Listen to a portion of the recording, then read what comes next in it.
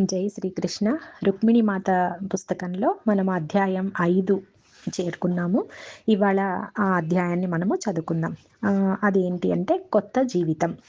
ఇప్పుడు సుజాత నెమ్మదిగా ఆ గాయం తాలూకా బాధ నుంచి కోలుకుంటూ ఉంటుంది. తను అలా కోలుకోవడానికి చాలా సహాయం చేసింది అంబ కూతురు చిన్న పాప కాశిని. ఈ కాశిని చెప్పే ముచ్చట్లు, కాశిని తన సుజాతతో కడుపులో ఉన్న బేబీ తోటి చాలా మాట్లాడుతూ ఉంటుంది. ఎన్నో విషయాలు ఆ లోపల బేబీ తోటి పంచుకుంటూ ఉంటుంది. కాశిని ముందే చెప్తుంది పుట్టబోయేది బాబు అని చెప్పి. నీకెలా తెలుసు అంటే నాకు తెలుసు అని నవ్వుతూ ఉంటుందన్నమాట. ఆ అమ్మాయి చెప్పే విషయాలన్నీ చాలా అద్భుతంగాను ఆశ్చర్యకరంగాను ఉంటూ ఉంటాయి. చాలా సుజాతలో ఉత్సాహాన్ని కలిగిస్తాయన్నమాట. ఇలా తన రోజులన్నీ గడుస్తూ ఉంటాయి. మందిరం దగ్గర ఇంతకు ముందు అధ్యాయంలో మనం చెప్పుకున్నాము.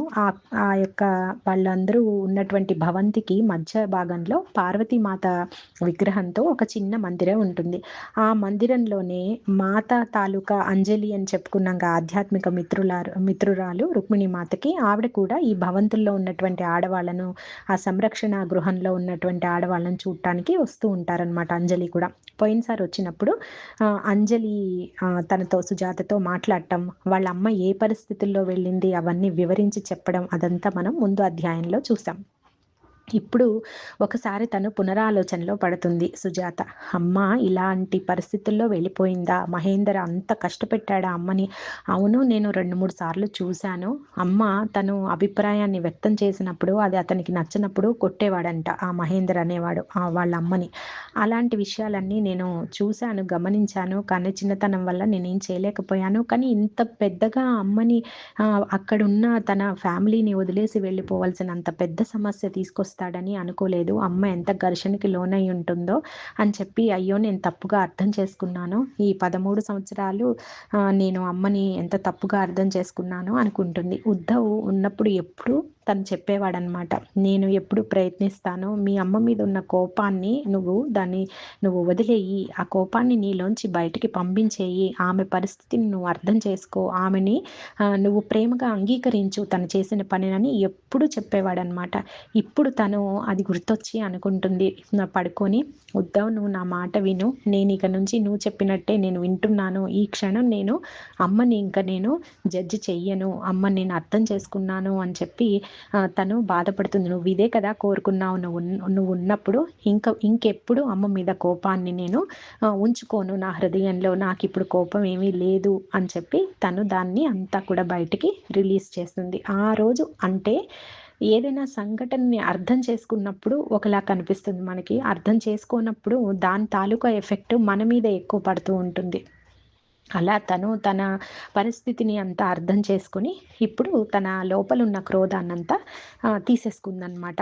అంటే చిన్నప్పుడు తన తల్లి పాడిన ఆ పాట ఏదైతే ఉందో తనలో ఆ లోపల ఎక్కడో దాక్కున్న ప్రేమ, వాళ్ళ అమ్మ ఎలా పాడిందో, ఎంత మధురంగా పాడిందో అవన్నీ గుర్తొచ్చి అమ్మ కోసం మళ్ళీ ఆరాటం మొదలవుతుంది. ఆ పాట తన యొక్క జ్ఞాపకాలన్నిటినీ కూడా మళ్ళీ తట్టి లేపాయన్నమాట. ఇప్పుడు ఆమె కథలన్నీ గుర్తొస్తున్నాయి. ఆమె మీద కోపం అంతా పోయి, ఆమె చెప్పిన కథలు, ఆమె ఎంత ప్రేమ వ్యక్తీకరణతోటి రుక్మిణి మాత మీద ఆ కథలు చెప్పేవారు. తర్వాత వాళ్ళని ఎంత బాగా అర్థం చేసుకునేవారు వాళ్ళు.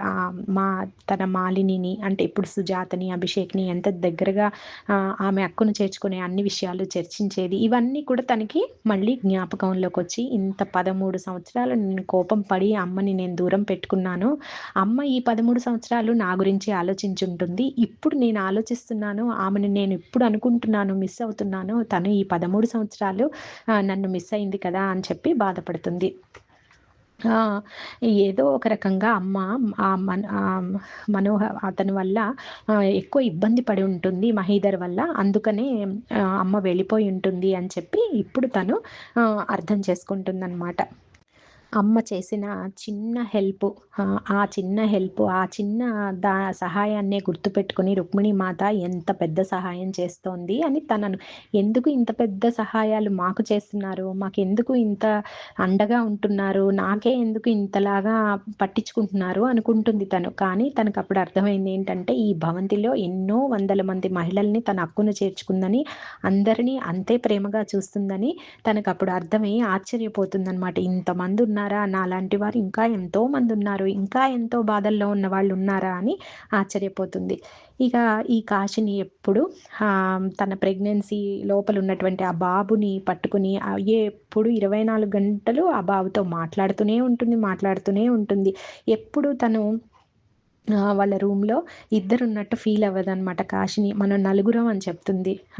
తను, ఈశాన్, కాశిని, వాళ్ళమ్మ, కాశిని వాళ్ళమ్మ అంబ. ఇట్లా నలుగురు ఉన్నట్టుగా తను ఎప్పుడు మాటల్లో కూడా అలాగే మాట్లాడుతుంది. నెమ్మదిగా ఉద్ధవ్ యొక్క ప్రెజెన్స్‌ని తను ఫీల్ అవుతుంది సుజాత. ఒకరోజు కాశిని చెప్తుంది, ఈశాను అంటే సుజాత కడుపులో ఉన్నటువంటి బిడ్డ ఈశాను చాలా గొప్ప నృత్య కళాకారుడు అవుతాడు తెలుసా అని చెప్తుందనమాట. నీకెలా తెలుసు అంటుంది సుజాత.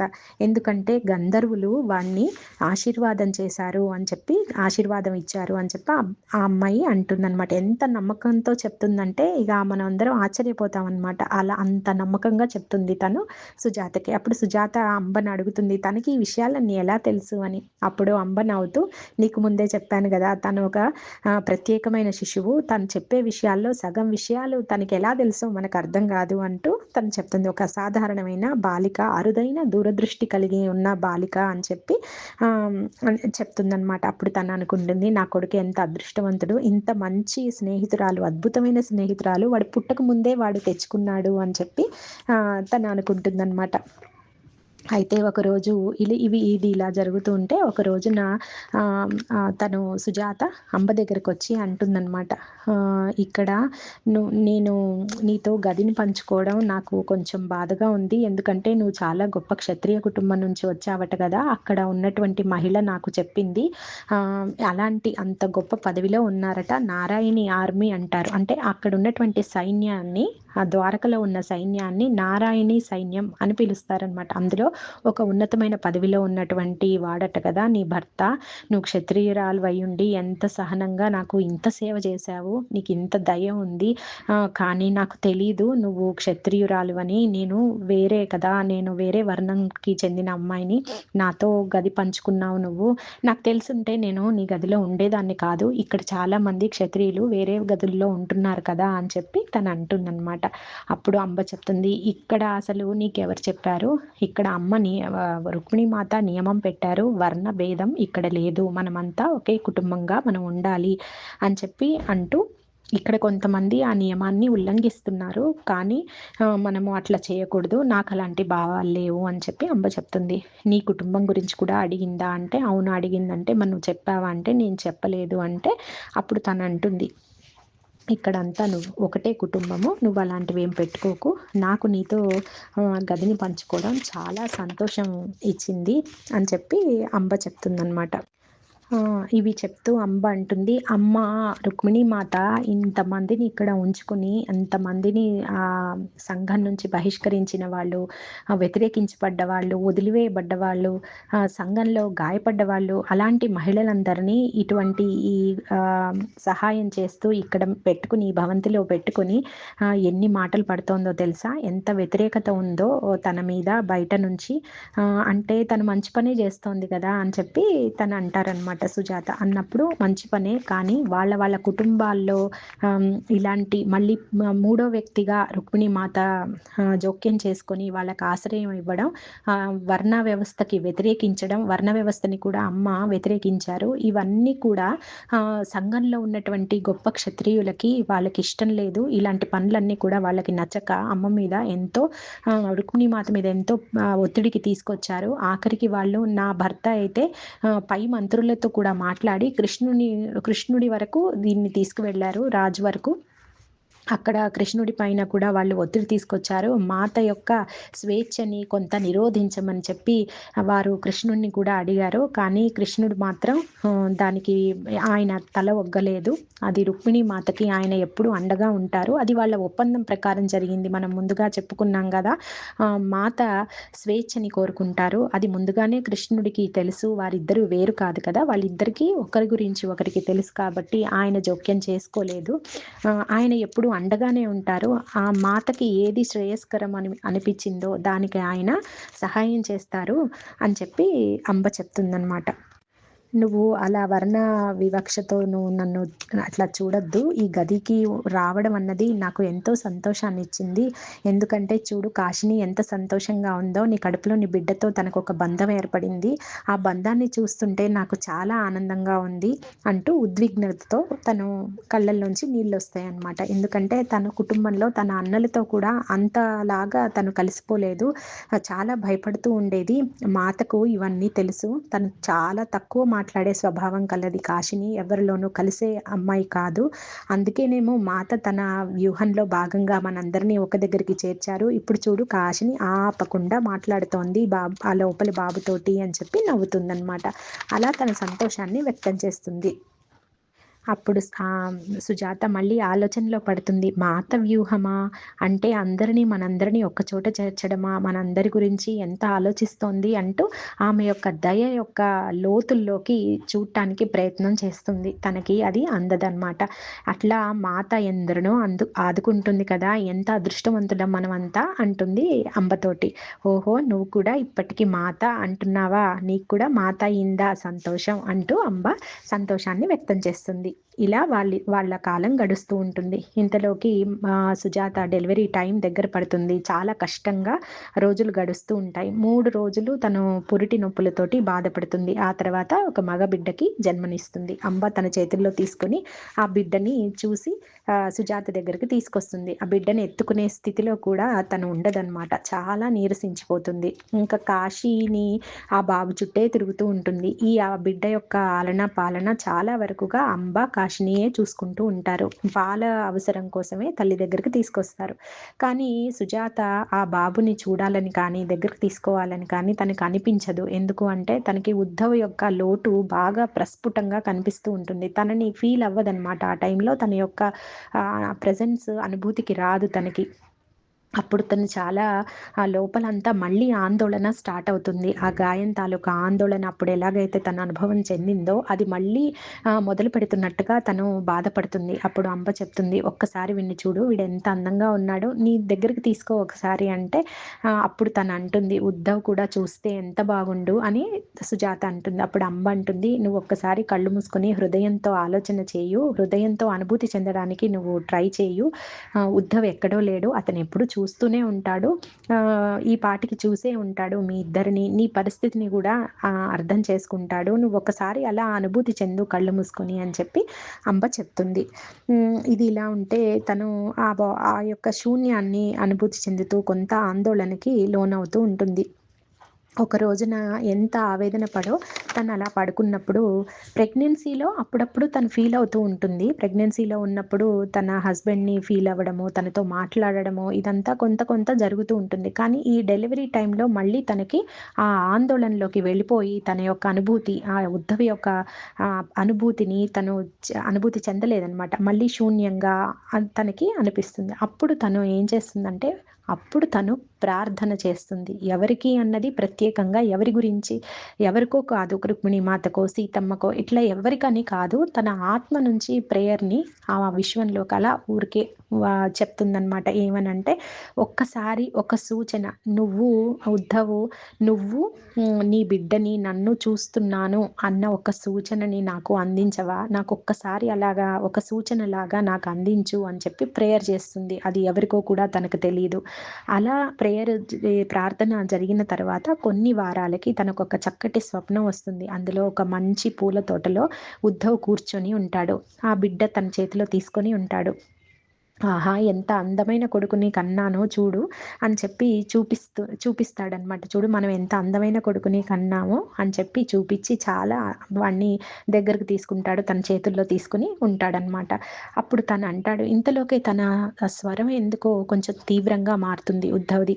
మరి ఎవరు నా బిడ్డకి ప్రేమను అందిస్తారు? నా కోసం నా బిడ్డని ఎవరు ప్రేమిస్తారు? ఎవరు బాగా చూసుకోగలరు నా బిడ్డని అంటూ తన వైపు చూస్తాడనమాట. అప్పుడు వెంటనే తను స్పందించి, మన ఇద్దరి కోసం నేను వాడికి ప్రేమను అందిస్తాను. తను నీ బిడ్డ కదా! నేను ప్రేమను అందించకుండా ఎలా ఉంటాను అని చెప్పి తను సుజాత కూడా అంటుంది. ఆ విధంగా వాళ్ళు ముగ్గురు ఒక దగ్గర కూర్చొని ఇప్పుడు మనం కుటుంబం అయిపోయాము మాలిని అని చెప్పి ఉద్ధవ్ అంటాడనమాట. ఇలా తన కల ముగుస్తుంది. తెలుస్తుంది. పొద్దున లేచిన తర్వాత నూతన ఉత్తేజంగా తను అనుభూతి చెందుతుంది. ఎంత బాగా గుర్తుందంటే తనకి అది ఇప్పుడే జరిగినట్టుగా, ఈ క్షణంలోనే జరిగినట్టుగా, ఇప్పుడే ఉద్దవచ్చి ఎళ్ళినట్టుగా తనకి ఆ హృదయం యొక్క అంతర్భాగంలో అలా దాన్ని ఒక గుర్తులాగా పెట్టుకుంటుందనమాట. అంటే తన లోపల మరుగున పడ్డ ప్రేమని మళ్ళీ చిగురించేలాగా తను చేశాడు ఉద్ధవ్. అంటే నా ప్రార్థన ఫలించింది అనుకుంటుంది తను. కాశిని, ఈశాను వీళ్ళందరూ చక్కగా పెరుగుతూ ఉంటారు. ఆ చిన్న బేబీకి ఆ ఈశాన్‌కి, కాశిని పక్కనే ఒక చిన్న బెడ్‌ని వేసుంటారనమాట. ఇన్ని రోజులు తను మగతగా ఉంటుంది, ఆందోళనగా ఉంటుంది కాబట్టి కాశిని ఈశాను ఇద్దరు పక్కపక్కనే పడుకుంటూ ఉంటారు. అది చూడడానికి చాలా మనోహరంగా అనిపించేది అంబకి. తర్వాత సుజాతకు కూడా. కానీ తనకి ఆ బాబుని తీసుకోవాలని, వాడిని చూడాలని ఇప్పటి వరకు అనిపించలే. ఎప్పుడైతే ఈ స్వప్నం వచ్చిందో, తన లోపలి ప్రేమ మళ్ళీ చిగురించిందో, వెంటనే కాశిని దగ్గర పడుకున్నటువంటి ఆ బాబును తీసుకొచ్చి తన దగ్గర పడుకోబెట్టుకుంటుంది. పడుకోబెట్టుకొని తన ఆలింగనం చేసుకొని వాడిని పొదివి పట్టుకొని అప్పుడు చెప్తుంది, "నువ్వు ఎంతో విలువైన వాడివి, ఎంతో అమూల్యమైన వాడివి" అని చెప్పి తన బిడ్డను తన గుండెకి హత్తుకుంటుంది. ఆ తర్వాత కొద్ది రోజులకి మాత ఒక రోజున వస్తారనమాట చూడటానికి, ఈశాన్‌కి ఆశీర్వాదం ఇవ్వడానికి మాత వస్తారు. మాత బాబుని చేతుల్లో తీసుకొని "ఓహో! నాన్న వచ్చి నిన్నెత్తుకున్నారా" అని చెప్పి మాత అంటుందనమాట. మాత అలా చెప్పినప్పుడు ఆశ్చర్యంగా చూస్తుంది సుజాత. ఎలా తెలుసా అని.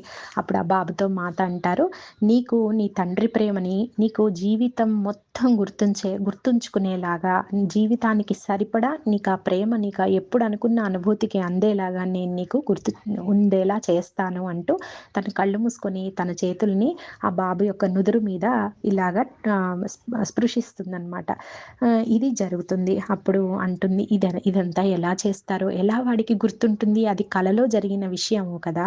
ఆ బాబుకి జీవితం మొత్తం ఎలా గుర్తుండిపోయేలా చేస్తారు అన్నట్టుగా ఎప్పుడు మన సుజాతకి డౌట్స్ కదా! అలాగే అనుకుంటూ అమ్మ వైపు రుక్మిణి మాత వైపు చూస్తుంది. అప్పుడు రుక్మిణి మాత అంటారు, "నీ ప్రార్థన నేను వినలేదనుకుంటున్నావా సుజాత" అంటారు. అప్పుడు సుజాత వెంటనే కళ్ళ వెంబట నీళ్లు కారుస్తూ ఆహ్, నాకు ఆ కల ఎంతో ముఖ్యమైనది. నా లోపల ప్రేమని చిగురింపచేసింది. అది ఎంత అర్థవంతమైందో నా జీవితానికి ఆ కల అని చెప్పి ధన్యవాదాలంటూ థాంక్స్ చెప్తూ ఆమె రుక్మిణి మాతకి నమస్కారం పెడుతుంది. ఆ తర్వాత చక్కగా సుజాత ఉద్ధవ్‌ని అనుభూతి చెందుతూ ఉంటుంది. ఇంకా తనతో కూడా విషయాలు చెప్పుకుంటూ ఉంటుంది. ఎక్కడ కూర్చున్నా తనతో కూడా సంభాషణలు నడుపుతూ ఉంటుంది ఉద్ధవ్‌తో కూడా. అలా తను చాలా సంతోషంగా ప్రెగ్నెన్సీలో ఉన్నప్పుడు ఎలాగైతే తన ఉద్ధవ్‌తో మాట్లాడిందో, అలా తను మళ్ళీ తన యొక్క అనుభూతిని ఆ యొక్క దాన్ని అలా గుర్తుపెట్టుకుంటుందనమాట. అలా చేస్తూ ఉంటుంది. ఇంతలో ఒక రోజున అంజలి, మాత ఇద్దరు కూడా వస్తారు ఈశాన్‌ని చూడడానికి. ఒకసారి వచ్చి వాళ్ళు మళ్ళీ ఆశీర్వాదాలిచ్చి బాగున్నాడా లేదా, ఎలా ఉంది అంతా పెరుగుదల ఎలా ఉంది అంతా చూసుకొని వెళ్ళిపోతారు. ఇంకొక రోజు అంజలి మళ్ళీ వస్తుంది. అంజలి ఈసారి తనకి ఏకాంతంగా ఉంటుందన్నమాట. సుజాత ఒక్కతే ఉన్నప్పుడు వస్తుంది అంజలి. వచ్చినప్పుడు అప్పుడు అంజలిని సుజాత అడుగుతుంది, మాతకి ఎలా తెలుసు ఈ విషయాలన్నీ, నా కల గురించి ఎలా తెలుసు అని చెప్పి అంజలి అడుగుతుంది. అప్పుడు అంజలి చెప్పిన ఒక వాస్తవాన్ని ఒకసారి కొంచెం జాగ్రత్తగా మనము పరిశీలించాలి. ఎందుకంటే తను ఉద్ధవ్ చనిపోయిన తర్వాత ఆత్మ యొక్క స్థితిని చెప్తుందనమాట అంజలి. ఎందుకు ఒకసారి తను తన యొక్క ప్రెజెన్స్ ఫీల్ అయింది, ఒకసారి ఎందుకు ఫీల్ కాలేదు, దాని వెనుక ఉన్న మర్మం ఏంటి, ఇదంతా కూడా అంజలి ఇప్పుడు సుజాతకి చెప్తుందనమాట. ఉద్ధవ్ ఒక సడన్‌గా తను మరణం సంభవించింది. అకస్మాత్తుగా మరణానికి లోనయ్యాడు. అనుకోలేదు కదా తను ఇలా జరుగుతుంది అని. దాంతోటి చనిపోయిన వెంటనే తన లోపల నుంచి ఉన్న ఆత్మ ఒక రకమైనటువంటి కన్‌ఫ్యూజన్‌లోకి వెళ్ళిపోతుంది. ఎప్పుడైతే కన్‌ఫ్యూజన్‌లోకి ఎళ్ళిందో అది ఒక నిద్రలోకి వెళ్ళిపోతుందంట. అంటే తనకి ఎటు వెళ్ళాలి? ఏం చేయాలి? ఎక్కడికి వెళ్ళాలి? ఇదంతా కూడా తనకది తెలియక ఒక మత్తులోకి వెళ్ళిపోతుంది ఆత్మ. అంటే ఎరుక ఉండదనమాట దానికింకా. అప్పుడు అలాగా ఎవరైనా గాయపడి అలా అకస్మాత్తు మరణం వచ్చిన వాళ్ళు కొంత సమయం పాటు వాళ్ళ బాడీ నుంచి సెపరేషన్ అయిన తర్వాత కొంత కాలం పాటు అలా ఉంటారనమాట. ఆ యొక్క నిద్ర అని చెప్పారిక్కడ. నిద్ర లాంటి స్థితిలో ఉంటారు. అప్పుడు మనము వాళ్ళని అనుభూతి చెందలేమనమాట. ఎప్పుడైతే తను అందులోంచి మాత సహాయంతో బయటికొచ్చాడో, ఇంక అప్పటినుంచి తన యొక్క ప్రెజెన్స్ ఈ అమ్మాయికి అనుభూతి చెందుతుంది. కానీ మధ్యలో చూడు నువ్వు మళ్ళీ అనుభూతి చెందలేకపోయావు కదా! ఎందుకో తెలుసా అంటుంది. ఎందుకు అంటే, నువ్వు ఆ యొక్క గాయం తాలూకా ఆందోళనలో పడిపోయి తనని బంధించేశావు. తనని ఫీల్ అవ్వే స్థితి నీకు లేకపోయింది. అందుకనే నువ్వు ఏం చేయాలో అతను చాలా నీ దగ్గరికి రావాలని ట్రై చేశాడు. కానీ నీ ఆలోచనల వల్ల, నీ ఆందోళన వల్ల నువ్వు తనని అనుమతించలేదు నీ దగ్గరికి రావడానికి. నీ ఆలోచన వల్లనే నువ్వు తనని అనుభూతి చెందలేదు అని చెప్పి ఆహ్, అంజలి చెప్తుంది. మరి ఆ తర్వాత ఏం జరిగిందంటే, నువ్వు ఎప్పుడైతే ప్రేయర్ చేశావో, మాత నీ లోపల ఉన్నటువంటి ఆ ఆలోచనలన్నిటినీ ఏవైతే అడ్డొస్తున్నాయో, అలాంటి ఆలోచనలని, నీ ఆందోళనని అంతా కూడా మాత తీసివేశారు. అందుకే తను ఈజీగా నీ దగ్గరికి రాగలిగాడు. నువ్వు మళ్ళీ తనని అనుభూతి చెందగలిగావు అని చెప్తూ, కానీ మాలిని నువ్వొకటి గుర్తుపెట్టుకో. నువ్వు కొద్ది కాలం మాత్రమే తన అనుభూతిని తన యొక్క ప్రెజెన్స్‌ని నువ్వు అనుభూతి చెందగలవు.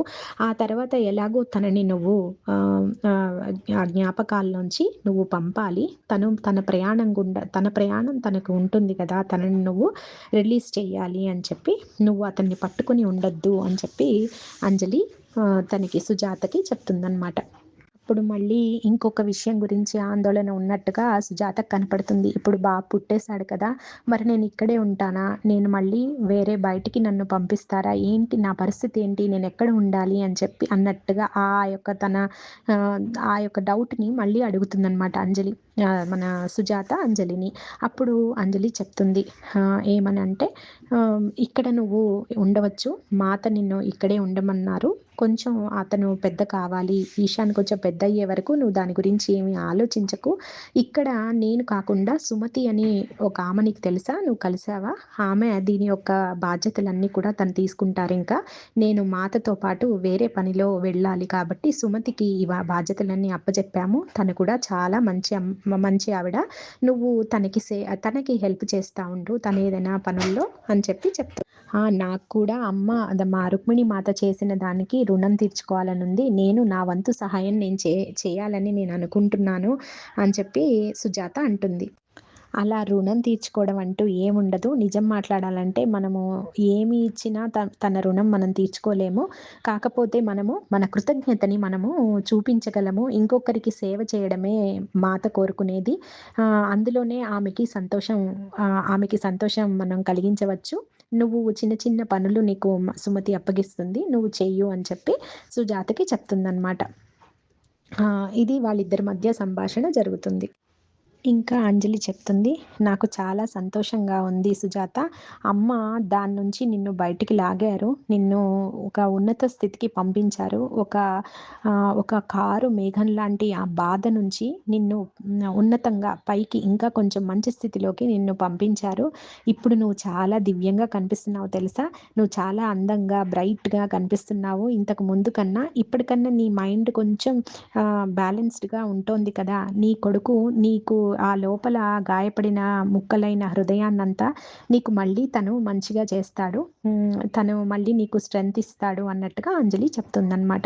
అప్పుడు సుజాత చెప్తుంది, మాత ఏం చేశారో దానికి నేను ఎంతో రుణపడి ఉన్నాను. నిజం చెప్పాలంటే ఉద్ధవ్‌ని మళ్ళీ నేను చూసేలాగా, నేను ఫీల్ అయ్యేలాగా మాత చేశారు కదా! అది ఎంతో నా జీవితంలో ఒక శాంతిని, సంతోషాన్ని ఇచ్చింది. నా లోపల ఎంతో సంతోషము, శాంతి నిండుకున్నాయి. ఇప్పుడు ఇంక నాకు అర్థమైంది నా లోపలే ఆ యొక్క ప్రేమ, అతని యొక్క ప్రెజెన్స్ ఉన్నాయని. ఇప్పుడు నేనింకా అతని ఎక్స్‌టర్నల్ ప్రెజెన్స్‌ని బాహ్యంగా అతని యొక్క దేహం ఉండాలని ఇట్లాంటి భావాలన్నిటిని నేను అధిగమించాను. నాకిప్పుడు అట్లాంటివేవీ లేవు. ఎప్పుడు నేను అతనితో మాట్లాడాలని నా మనసులో అనుకున్నా కూడా అతనక్కడ ఉన్నట్టు, అతను వింటున్నట్టు గూడా నా లోపల నుంచి ఆ భావనలు కలుగుతున్నాయి అంటూ సుజాత చెప్తుంది. అప్పుడు అంజలి అంటుంది, "ఒక సత్యం యొక్క లోతుల్ని నువ్వు తెలుసుకున్నావు. మాత నీకు చూపించారు. చాలా సంతోషం. నిజానికి సెపరేషన్ అనేది ఏది ఉండదు. అది మనం ఊహించుకున్నది మాత్రమే" అని చెప్తూ చాలా సంతోషం అంటూ చెప్తుందనమాట అంజలి. ఇంకా అంజలి ఇంకొకటి కూడా చెప్తుంది. ఎప్పుడూ ఫిజికల్ బాడీతో ఉంటేనే మనం ఉన్నట్టు కాదు. నేను మాతని, ఆమె దేహం నా పక్కన లేకపోయినా తన ఉనికి ఎప్పుడు నాతోనే ఉన్నట్టుగా నేను భావన చెందుతాను. నేను ఎక్కడ ఉన్నా మాతతోనే ఉన్నట్టుగా నాకు భావన వస్తుంది. ఆమె ఉనికి స్పష్టంగా నాకు తెలుస్తుంది. అలాగే నువ్వు నీ భర్తతోటి నువ్వు దాన్ని అనుభూతి చెందావు అని చెప్పి, ఇంకా నీకు ముందు ముందు తెలుస్తుంది. అది మాతతో కూడా ఎక్స్‌పీరియన్స్ అవుతే నీకు ఇంకా బాగా తెలుస్తుంది. అలాంటి జాయ్‌ని మనము దాన్ని వివరణ చేయలేము, వివరించలేము అని చెప్పి అంజలి అక్కడి నుంచి వెళ్ళిపోతుంది. అప్పుడు మళ్ళీ సుజాత ఆమె యొక్క దయగల మాటలకు, ఎంతో జ్ఞానానికి అలా ముగ్ధురాలై అలా చూస్తూ ఉంటుందన్నమాట. ఇలా జరిగినప్పుడు సుజాత అనుకుంటుంది, మాత అయితే సాధారణమైనటువంటి మహిళ కాదు. ఎన్నో అద్భుత శక్తులు కలిగి ఉంది. కానీ ఎంత శక్తి అనుకోని అది మన ఊహకు అందదు. మనం అర్థం చేసుకోలేమో లేమేమో అనుకుని దాన్ని అక్కడితో ఆ యొక్క విషయాన్ని అంతటితో ఆపుతుందనమాట ఆలోచనని. అంజలి వెళ్ళిపోయిన తర్వాత సుమతి ఆ బాధ్యతలన్నీ తీసుకుంటుంది. ఆ గృహ సంరక్షణ అంతా కూడా ఆ భవంతి లోపల ఉన్నటువంటి మహిళల బాధ్యత అంతా కూడా సుమతి తీసుకుంటుంది. ఆ సుమతి కూడా చాలా దయార్ద్ర హృదయం కలిగిన ఆవిడ. కొంచెం పొట్టిగా ఆకర్షణీయమైన కళ్ళతోటి, ఆ కళ్ళల్లో ఒక మెరుపు ఉంటుందన్నమాట సుమతికి. ఎప్పుడూ ఆనందంగా నవ్వుతూ అందరినీ ఆప్యాయంగా పలకరిస్తూ ఎవరికి ఏం కావాలో అన్నీ చూస్తూ ఉంటుంది. తనకి చిన్న చిన్న సహాయాలు సుజాత కూడా చేస్తూ ఉంటుంది. ఇలా వాళ్ళ రోజులు గడుస్తూ ఉంటాయి. ఇంతలో ఒక రోజున అంబ వచ్చి, అంజలి యొక్క గతము చాలా డిఫరెంట్‌గా ఉంది తెలుసా అని చెప్పి అంబ చెప్తుందనమాట. ఎవరికి? సుజాతకి. అప్పుడు అయినా అంజలియే నీకు చెప్తుంది. ఇట్లా ఒకళ్ళ గురించి ఒకళ్ళం మనం మాట్లాడకూడదు. కానీ తన గురించి నీకు తెలుసుకోవాలి నువ్వు అని చెప్పి, నువ్వు ఎప్పుడైనా వీలైనప్పుడు నువ్వు అంజలిని అడుగు, లేదా అంజలియే నీకు చెప్తుందిలే అనేసి అంబ చెప్తుంది. అలాగే ఒకరోజు ఇంకా ఇది ఇలా ఉన్నప్పుడు ఈ కొంచెం కొంచెంగా ఈశాను కొద్దిగా మంత్స్ బేబీ గదా! కొంచెం పెరుగుతూ ఉంటాడు. తను గూడా సుజాత గూడా చాలా వరకు శక్తిగా మారుతుంది. కొంచెం ఎనర్జెటిక్‌గా అవుతుంది. ఆ బాబుని చూసుకోవడంలో నిమగ్నమవుతుంది. ఇంతకు ముందు కలకి ముందు సుజాత, కలకి తర్వాత ఉద్ధవ్ యొక్క ప్రెజెన్స్ అన్ని అనుభూతి చెందడం, అదంతా అయిన తర్వాత వాడిని ప్రేమించడము, వాడిని హక్కున చేర్చుకోవడము, ఇంకా వాడే లోకంగా సుజాత ఉంటుందన్నమాట. ఇదంతా గమనిస్తుంది అంబ. అంతకుముందు అంబ, కాశిని చూసుకునేవారు గదా! ఇప్పుడు సుజాతనే చూసుకోవడం చూసి అంబ చాలా సంతోషించి, "నీలో చాలా మార్పొచ్చింది సుజాత. ఇప్పుడు నువ్వు శక్తిని కూడదీసుకున్నావు. ఇంక నేను, కాశిని నీకు అంతా మా మీద ఆధారపడవలసిన అవసరం లేదు. మేము ఇంటికి వెళ్ళవలసిన సమయం వచ్చింది" అని చెప్పి బాధగా చెప్తుంది. వెంటనే షాక్ అయిపోతుంది సుజాత. "అమ్మో! మీరు ఇంటికెళ్తారా? ఎలాగా?" అంటే, "మమ్మల్ని ఇంటికి ఇదంతా చూసేటప్పుడు సుజాత ఒక్కసారి ఉలిక్కి పడుతుందనమాట. అవును కదా! నాలాగా అంబ కాదు కదా! అంబకి తాత్కాలికము ఇక్కడ ఉండడము, తనకి తన కుటుంబము, భర్త అందరూ ఉన్నారు కదా! తను వెళ్ళాలి కదా! అని తను జ్ఞాపకం వస్తుంది తనకి. అప్పుడు చెప్తుంది అంబ, నా భర్త దాదాపు ఒక 3 నెలల బట్టి ప్రెషర్ తెస్తున్నాడు, ఒత్తిడి తెస్తున్నాడు. కానీ నువ్వు కొంచెం శక్తిని కూడబలుక్కున్న తర్వాత నీ బిడ్డని నువ్వు చూసుకునే శక్తి నీకొచ్చిన తర్వాత నేను వెళ్ళాలని చెప్పి నేను అనుకున్నానని మాతతో చెప్పాను. అందుకని నాకు అనుమతి ఇచ్చారు మాత. ఇంక ఇప్పుడు అతను చాలా ఒత్తిడి తీసుకొస్తున్నాడు. ఇంక నేను వెళ్ళక తప్పడం లేదు అని చెప్పి తను చెప్తుంది బాధగా. నేను నిన్ను వెళ్ళనివ్వలేను అని చెప్పి తిను చాలా బాధపడిపోతుంది. ఈశాన్‌ని పక్కన పెట్టుకొని గబగబా వెళ్ళి అంబని పట్టుకొని అంటుంది, "నేనెలా వదిలి వెళ్ళగలను" అని చెప్పి. అప్పుడు మళ్ళీ సుజాత అడుగుతుంది, "నువ్వు మరి ఉండగలవా? పర్లేదా అక్కడ? నీకు మళ్ళీ ఇబ్బంది పెట్టడు కదా నిన్ను" అని చెప్పి తను అంటుంది. అప్పుడు అంబ చెప్తుందనమాట, "ఇంక నేను ఇన్నర్ స్ట్రెంగ్త్ తెచ్చుకోవాలి. నా మనోస్థైర్యం తెచ్చుకోవాలని రుక్మిణి మాత చెప్పారు. నేను తప్పకుండా వెనక్కి వెళ్ళాలి. 6 నెలలకి ఇప్పుడు సంవత్సరం అయిపోయింది నేనొచ్చి. తను 6 నెలల వరకు మద్యం ముట్టుకోకపోతే నన్ను పంపిస్తానని రుక్మిణి మాత మాట ఇచ్చారు. కాబట్టి ఒకసారి వెళ్ళి ఆ యొక్క పరిస్థితిని ఎదుర్కొని చూడమని నన్ను అన్నారు రుక్మిణి మాత. మళ్ళీ అలాంటి పరిస్థితే ఎదురవుతే మళ్ళీ మాత నన్ను ఇక్కడికి రప్పిస్తారు" అని చెప్పి తను అంటుందనమాట. అలా అనేసి మాత ఇంకా నా యొక్క హక్కుల్ని వదులుకోవద్దని, ఒక హుందా పూర్వకంగా నన్ను కుటుంబంలో ఆదరంగా చూస్తేనే ఉండమని చెప్పారు. ఇది అందరి మహిళలకి మాత ఇదే విషయం చెప్తారు. సమాజంలో మహిళలకి ఒక గౌరవప్రదమైన స్థానం కుటుంబంలో ఇవ్వాలని, వాళ్ళ యొక్క స్వేచ్ఛని భంగం కలిగించకూడదని, వాళ్ళ హక్కుల్ని కూడా వాళ్ళు కాపాడుకోవాలని, లేని పక్షంలో వాళ్ళు దాన్నుంచి దానికోసం వాళ్ళు ఫైట్ చేయాలని చెప్పి మాత అంటూ ఉంటారు. అని చెప్పి తను చెప్తుందనమాట. కాబట్టి సుజాత, నేను వెళ్ళవలసిన సమయం ఆసన్నమైపోయింది. కానీ నీ యొక్క స్నేహం నాకు ఎంతో, ఎంతో విశేషమైంది అని చెప్పి అప్పుడప్పుడు నేను వస్తూ ఉంటాను. కాశీనికి ఎంతో ఇష్టం. మీ బాబు కాశీని